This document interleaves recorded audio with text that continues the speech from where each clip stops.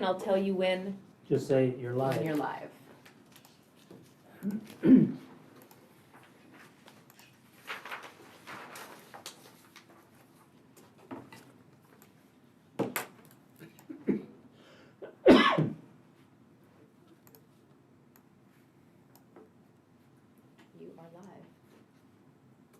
Nash, you're live. Thank you. It's still 10:59, I'm gonna wait till 11.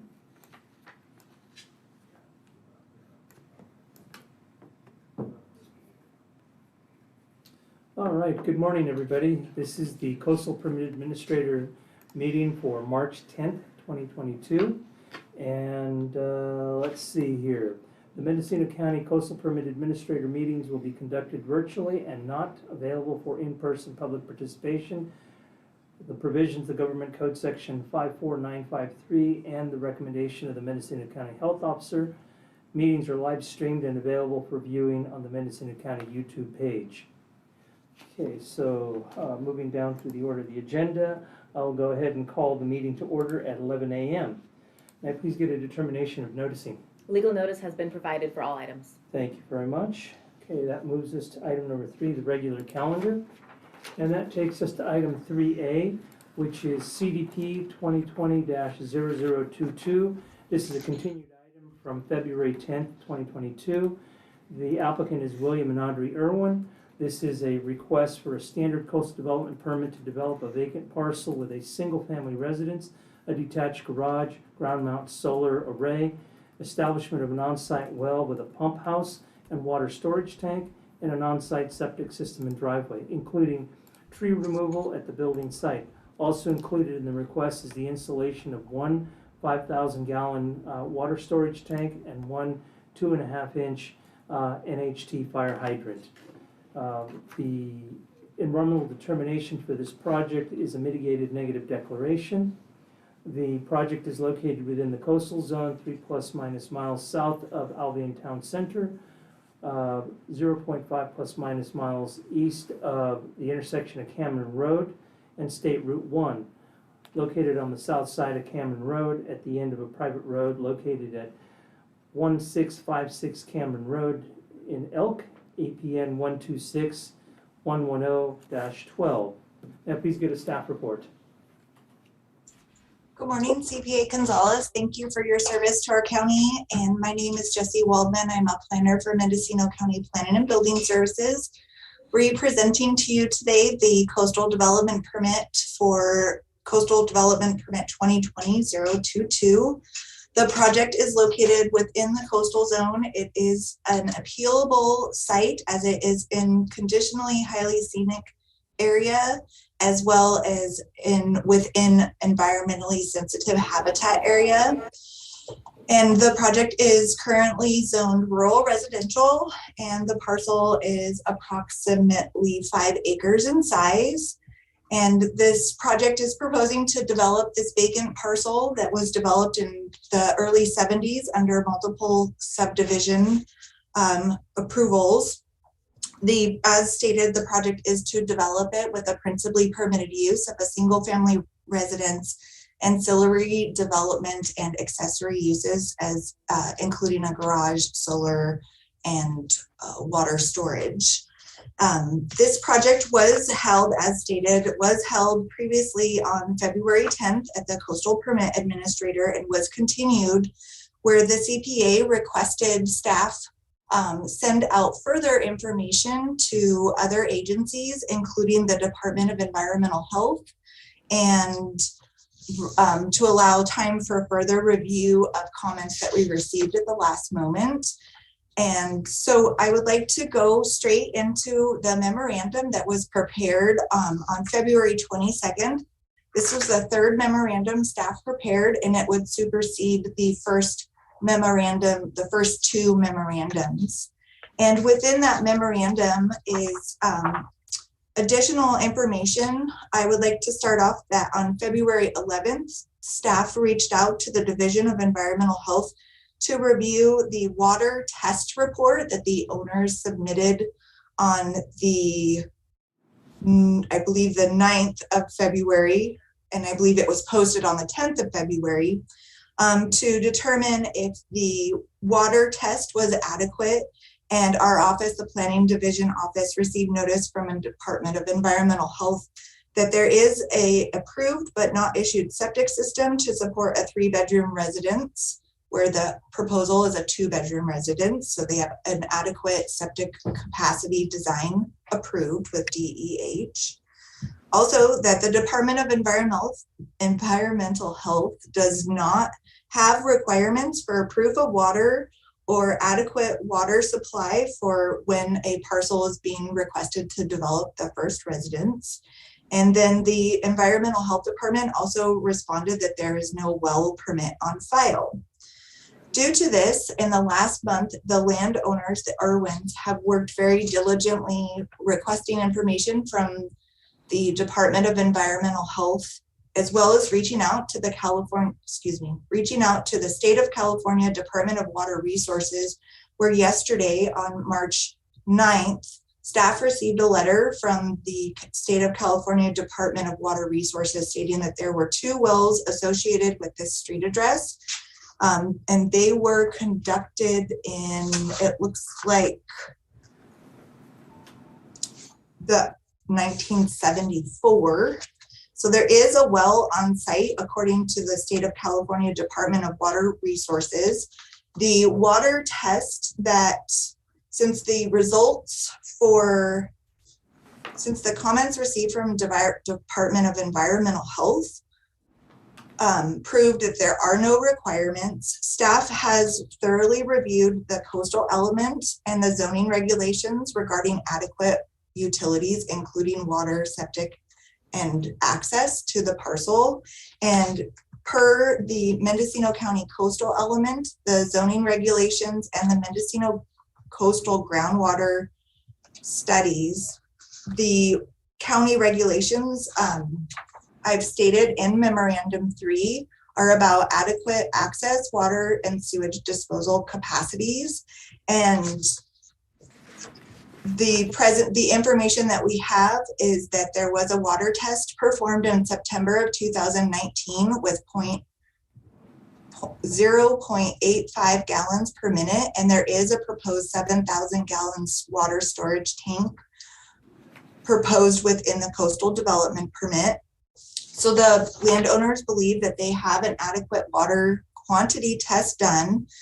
They did reach out to contractors to do an additional water study, and there is discrepancy between proof of water and adequate water supply to be serving the parcel. And I'm learning about this as throughout the last month of working on this project, is that per our regulations, staff feels comfortable to recommend an additional condition of approval, which would be the last page of the memorandum dated February 22nd. And there is a correction that would need to happen to that recommended additional condition 27. And it would, staff would like to recommend that it says, prior to issuance of this coastal development permit, the property owner shall provide proof of adequate water as required by the local coastal program policies, chapters 3.8-1, 3.9-1, as well as the Mendocino County Code section 20.516.115B regarding water. No permit for the single family residence shall be issued until there is demonstrated sufficient yield to support the construction of the single family residence.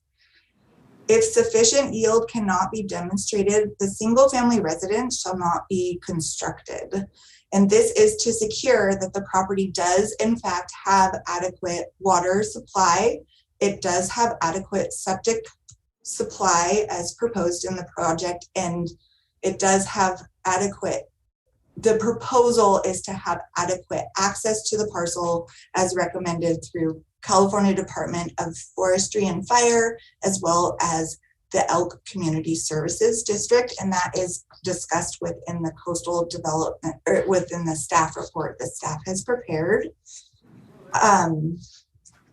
The second main item, key issue for this memorandum, in the memorandum was the restoration plan due to the Bishop Pine Forest.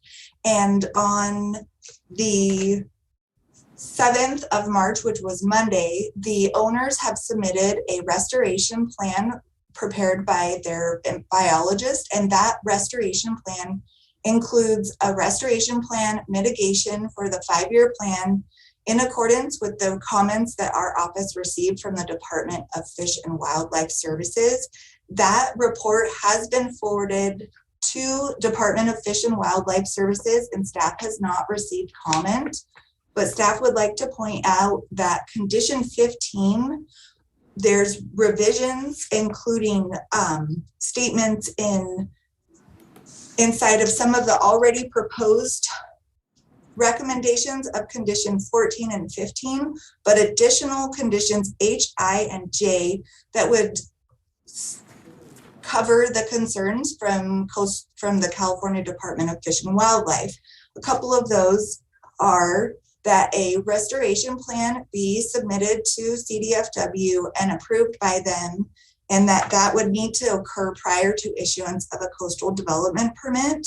So the owners are working diligently on providing the adequate restoration plan and receive approval with CDFW, as well as condition 14, where our office is, let's see, condition 14 specifically, and this was in the original staff report, based on CDFW's comments and the Native Plant Society comments from California, that further development on the subject parcel, including additional development and accessory development, not limited to vegetation removal, shall maintain a 50-foot buffer from all identified ESHA or require a separate coastal development permit and will be reviewed on its own merits. And this is to protect the ESHA that's on the parcel. The project has been determined to be a mitigated negative declaration, and staff does recommend approval of this project with the recommended conditions of approval, as well as acceptance of the revisions as stated today in regards to memorandum 3 with the correction to 27. The landowners also have, we've received public comment from the landowner's contractor regarding proof of water, which has been posted online, and the statement from the Department of Water Resources, the state agency, has been posted, I believe, as of this morning for the record. Staff did receive additional comments from the Coastal Commission, and upon review of the additional comments from the Coastal Commission that we received on Tuesday, March 8th, staff does believe that the proof of adequate water supply test still would need to be conducted and supplied with the adequate report, but this test was done, but we need the details that go with the proof of adequate water supply that was done in September 2019. The memorandum covers the revisions to conditions 14 and 15 regarding ESHA, and then 15J and 14C, B, and C all cover that further development would require an additional coastal development permit. And then there was a comment regarding defensible space, and the applicants have prepared their California state clearance requirement with CAL FIRE, or California Department of Forestry and Fire. And they do have their approval, which is the CDF number 336-20, that their proposal has taken the state requirements into consideration with additional revisions for the local agency, the Elk Community Services District's recommendations, including proper access, water accessibility designated for fire resources, including fire hydrants, and turnarounds on the driveway, the private road accessing the parcel. And at this time, I believe that would conclude my presentation, as well as staff's recommendation for approval with conditions as stated today. And if you have any questions, I'd be glad to help. And I do know that the landowners are present for any further questions. Thank you very much. So for the record, what I show is we have a letter from Carl Ritteman. Is that who you're referring to as the applicant's contractor? Yes. Okay. So then I also show a letter from Jean and Gaylor Barnes, who are 100% support of the application. And then I show a letter from Benjamin Hutter with Environmental Health, or an email to you. And then the email from the Coastal Commission, which basically what you've summarized is that condition number 27 is added, would address their concerns. As long as we can do an amendment, I believe that I have created an error in the typed out condition 27, where it should state, instead of proof of water, it should say proof of adequate water. And if we were to read Carl Ritteman's letter, he would recommend further alteration of that. But based on the Mendocino County, however, based on Mendocino County's coastal element, our accessibility for proof of water, septic, and utilities to the parcel in chapter 20.516, as well as the Mendocino Coast groundwater study, the word adequate needs to be put in there. There are a variety of different types of adequate water tests that can be done. We are in a drought where the proof of water test is a very specific test. And then there are other adequate water tests that can be done that would not consume as much water. And as long as there is proof of adequate water supply for this site, the proposal, if it receives that adequate water test capability, then it is consistent with Mendocino County's regulations. Okay, so what you're saying is in the first sentence where it says, prior to issuance of a coastal development permit, the property owner shall provide proof of adequate water, and so on. So in reading this condition, I have no problem adding that word to it, but I would also, in the second sentence, where it says no permit for single-family residence shall be issued, I would modify that to say no building permit for the construction of the single-family residence, and modify that condition, which again just specifically addresses the construction of the residence, and again adding what's suggested by staff as adequate water, proof of adequate water. So with that, thank you very much. And is the applicant online? Yes. Mr. William Irwin is online. Mr. Irwin, do you have any comments that you'd like to? Yes. Thank you, Commissioner Gonzalez. After our hearing on February 10th, we think we resolved any issues that should hinder our CDP approval. Before and throughout this process, we have exhibited a history of immediate response and action to the county requirements and requests. Since February 10th, we've been busy addressing water and mitigation issues. Starting with the well water, I have to refer to the very informative letter from Carl Ritteman. He points out how a simple nomenclature difference has been an issue, and the difference between adequate water tests and proof of water tests. The terms are not interchangeable, and I hope we can end this, right here. I want to apologize because this might be a little bit long. When we were in escrow in September 2019, we did the 4-hour drawdown test on the well that existed on the property. The output exceeded county standards, and the well company suggested a cleaning and that the steel casing should be replaced. We replaced the casing and the water tested clean a month later. So we thought, no problem.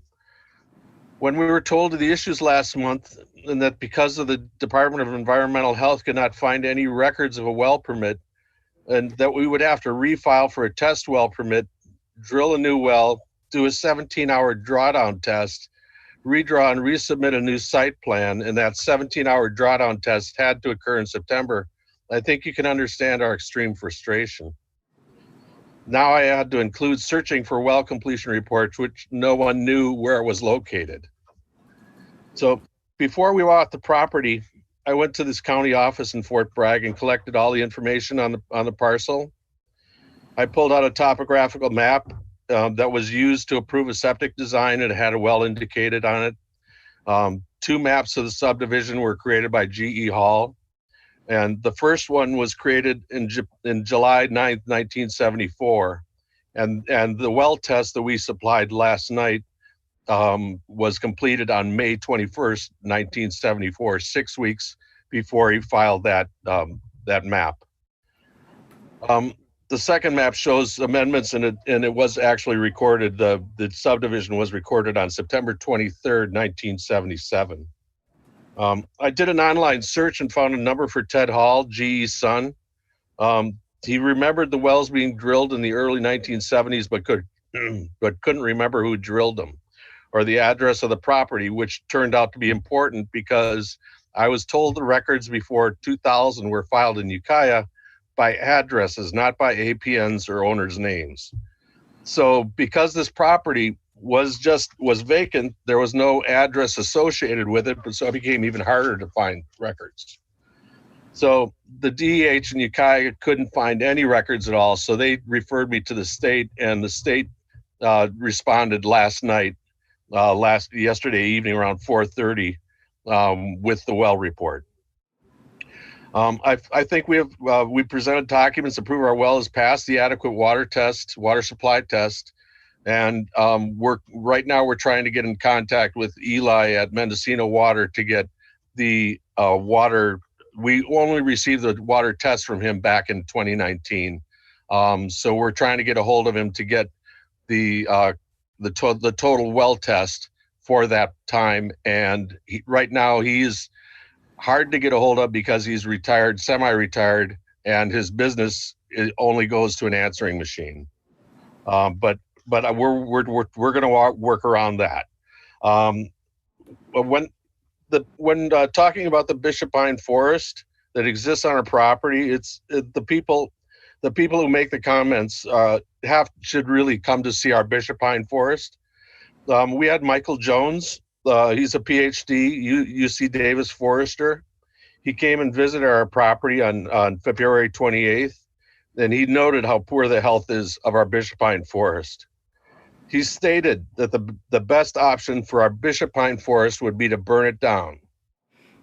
He said the second best option would be what we are planning: cut down the trees, open the canopy, and disturb the soil with heavy machinery.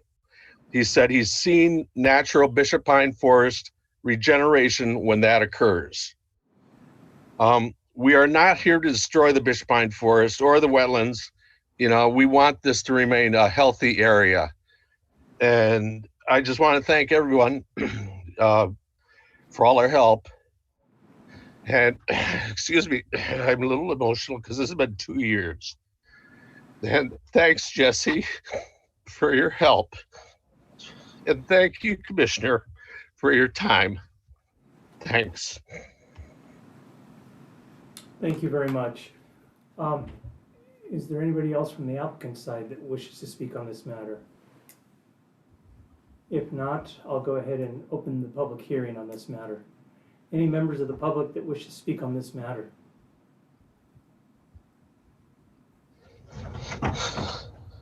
I don't see anyone with hands raised at this time. All right, so with that, I'm going to bring it back to the Coastal Permit Administrator. And Jesse, thank you for a very detailed analysis and an explanation. And again, the memorandum dated the 22nd does spell out the modification to the conditions in It's red. been 2 years. And I'm going to assume that a copy of this memo was also provided to Mr. Irwin as well. Yes. I apologize for misunderstanding that. Could you please restate the question? Was a copy of this memo provided to Mr. Irwin? Yes. Okay, thank you. So with that, said my only modification I'm going to make is to condition number 27. So it's going to read, prior to issuance of the coastal development permit, the property owner shall provide proof of adequate water as required by the local coastal program policies, chapter 3.8-1 and 3.9-1, and Mendocino County Code section 2516015B. No building permit for the construction of the single-family residence shall be issued until there is demonstrated sufficient yield to support the construction of the single-family residence. If sufficient yield cannot be demonstrated, the single-family residence shall not be constructed. Okay, pretty straightforward because you're just asking for the documentation. So with that, I'm going to go ahead and approve the project subject to the modified staff report memorandum dated February 22nd and adopt the mitigated negative declaration as well. And with that, like I said, only modification is to condition number 27. So, Mr. Irwin, your project is approved. There is a appeal period that this can be appealed to the Coastal Commission. I just want to go ahead and put that out there. But otherwise, the CPA hereby approves this project today. Would you like to allow him to speak again? Pardon? Would you like to allow Mr. Irwin to speak again? Sure. Mr. Irwin, do you have any comment? Yeah, you can unmute.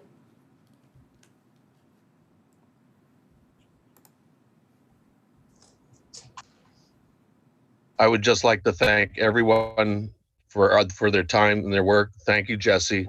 Thank you, Mendocino County. Thank you, Commissioner. Thank you very much. Thank you, Commissioner. It's just CPA, no commissioner. Thank you, CPA Gonzalez. Thank you. Okay, if you bear with me for just a second, I'm just making a modification here. And then we will move on to the next item. If I don't catch it now,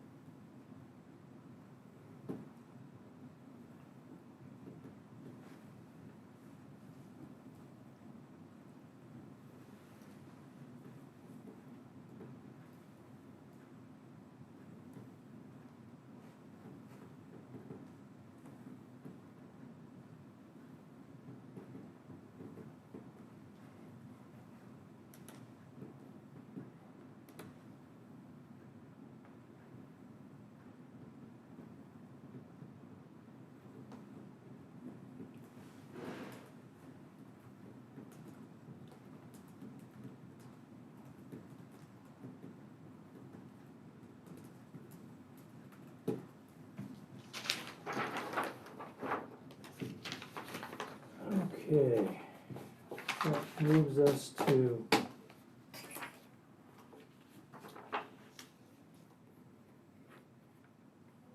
item number 3B. This is CDP 2019-0044. The owner applicant is Bob Utley and Elizabeth Brinton. Agent is Genevieve Marsh, and that's Agile Architecture Studio. The request is a standard coastal development permit to authorize the construction of a 2,592 square foot multi-story single-family residence with a maximum average of 25 feet above natural grade. A detached 622 square foot covered roof mount solar carport with maximum height of 15 feet, from natural grade, a 130 square foot detached storage building, installation of a view obscuring fence 6 feet in height, an attached covered walkway, patio and integrated hot tub, landscaped courtyard, driveway, connections to utilities, water supply and septic system. The project has been determined to be categorically exempt from CEQA. The project is located in the coastal zone, 1.6 plus minus miles north of the town of Mendocino, lying on the west side of Cypress Street, 0.45 plus minus miles southwest of its intersection with Point Cabrillo Drive, within the coastal Highlands subdivision located at 45,640 Cypress Drive, Mendocino, assessor's parcel number 118-230-08. And please get a staff report. Thank you, Coastal Permit Administrator Gonzalez. Hello, everyone. I am Planner TSR. Prior to starting, Administrator, I would like to report that staff received new comments from California Coastal Commission to update condition 11. Staff did prepare a memo, but was not able to submit to you on time for review. Do you want to continue the project, or would you want staff to read the memo? You can read the memo, but since I've not had the opportunity to look at these comments, we're going to have to continue it. Okay. In fact, let me ask this: is this a submittal of information by the Coastal Commission at the 11th hour? When did they submit their comments? The most recent comment was March 2nd. And I worked on the memo and have submitted to seniors.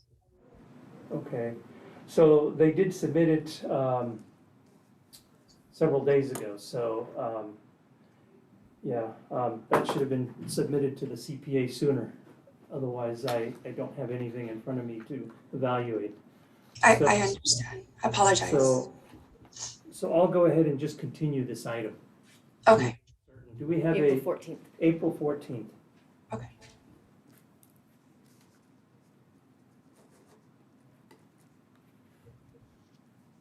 All right.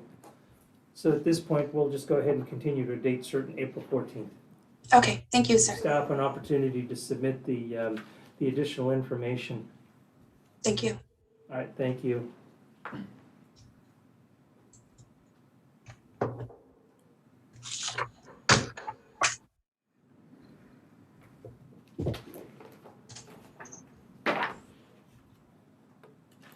All right, that moves us to item number 3C, which is a CDP 2021-0035. The owner is Mendocino County Department of Transportation. Applicant is Howard DeShield. Agent is James Linderman. Request is a standard coastal development permit to repair 2 sections of Windy Hollow Road and associated embankment, including replacement of pavement base, repair to embankment and scour holes, and removal of dead and displaced vegetation.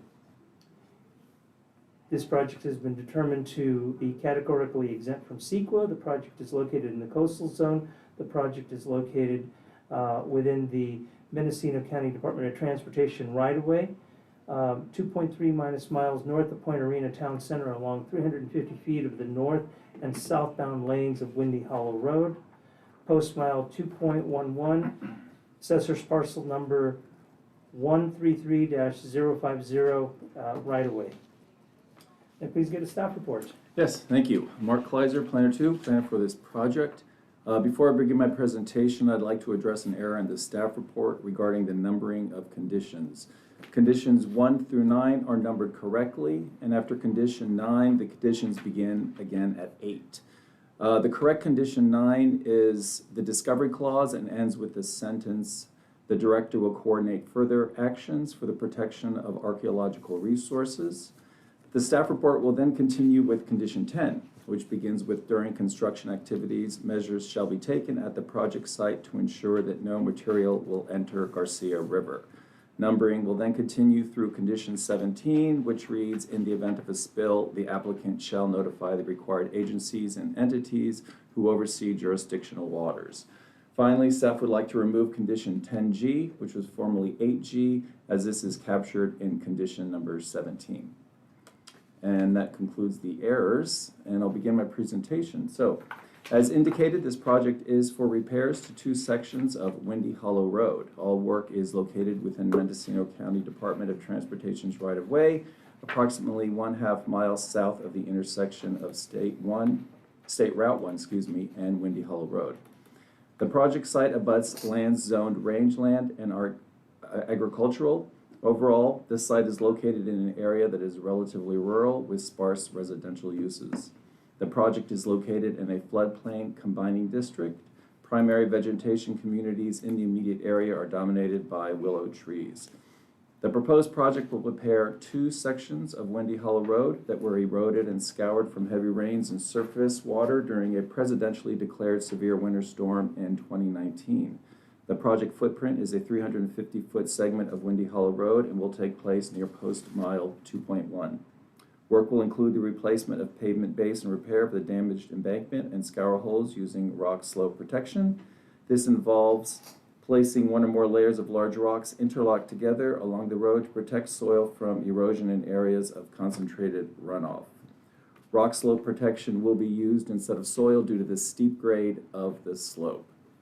Willow bundles will be used to fill the scour holes created by the flood. A dump truck and miniature excavator will be used to reshape the slide scar in preparation for rock placement, and rock slope protection will be placed using a backhoe. All living vegetation and root wads will remain in place. The project will come within 0.6 miles of the Garcia River. Riparian vegetation in the area includes alder, poplars, and blackberry and wild grape shrubs. Studies and surveys, including field surveys to map natural communities, botanical surveys to determine the presence and/or absence of special status plants, and habitat assessment surveys for special status species were conducted within the biological study area of the project. Both the Point Arena mountain beaver and California red-legged frog are potentially present in the area. Studies determined that the nearest occurrence of Point Arena mountain beaver is approximately 0.4 miles southeast from the project site.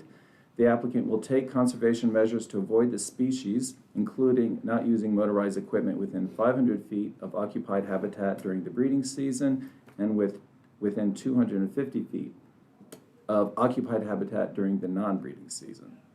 Similar avoidance and minimization measures will be taken to protect the California red-legged frog. These include, but are not limited to, spill prevention and pollution control measures, environmental awareness training for construction personnel, biological monitoring, seasonal avoidance, and pre-construction surveys.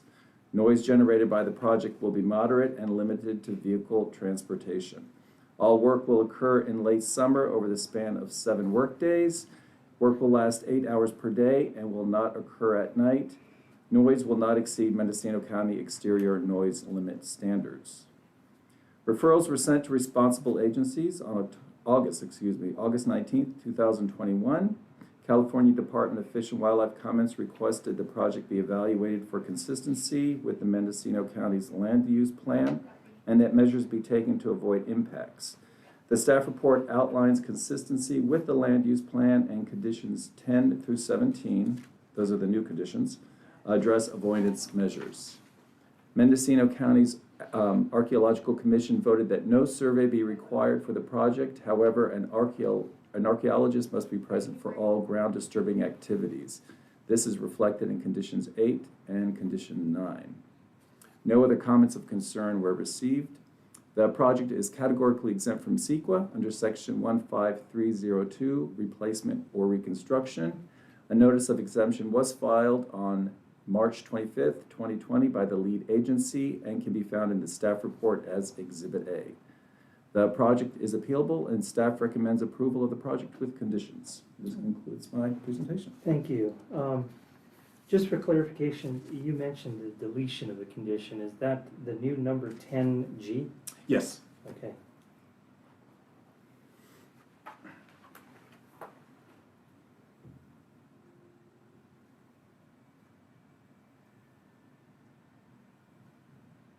Thank you. All right, do we have the applicant on the line? We do. James Linderman is here. Yes, Mr. Linderman, go ahead. If you have any comments or any statements you want to make. Thank you. No further comments. Okay, thank you. Do we have any members of the public that wish to speak on this matter? We do not have anyone else attending. Okay, well, great. We'll return this back to the CPA for consideration. Mark, thank you very much for your analysis and staff report, and then pointing out the renumbering of the conditions. So the CPA has analyzed and reviewed the evidence before the CPA, including the staff report, the findings, and the modified conditions of approval. And based on that, I will go ahead and find that the project is categorically exempt from CEQA and move to approve the project pursuant to the findings contained in the staff report and the modifications to conditions of approval, which again basically require the renumbering after condition number 9 for a total of 17 conditions, and the deletion of the new condition number 10 as renumbered. 10G. 10G. Yes. Excuse me, 10G as renumbered. So with that, the project is approved. Thank you. Thank you very much. That takes us to matters from staff. Do we have any matters from staff? I think we're good. No? All right. So any matters from the public? Anybody wishes to speak on any item not on the agenda? No one here but us. All right, so bring it back to the CPA. And based on that, I will go ahead and adjourn the meeting at 11:40 a.m.